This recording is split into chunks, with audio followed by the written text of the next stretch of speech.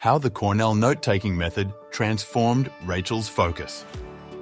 Rachel used to struggle with staying focused during lectures.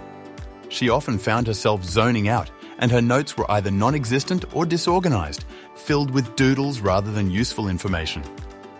Everything changed when she discovered the Cornell note-taking method.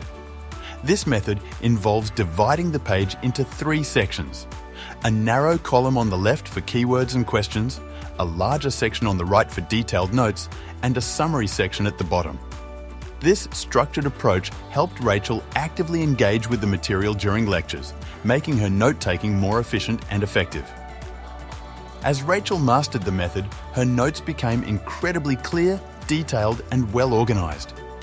Her classmates quickly noticed the improvement and began asking her for copies of her notes.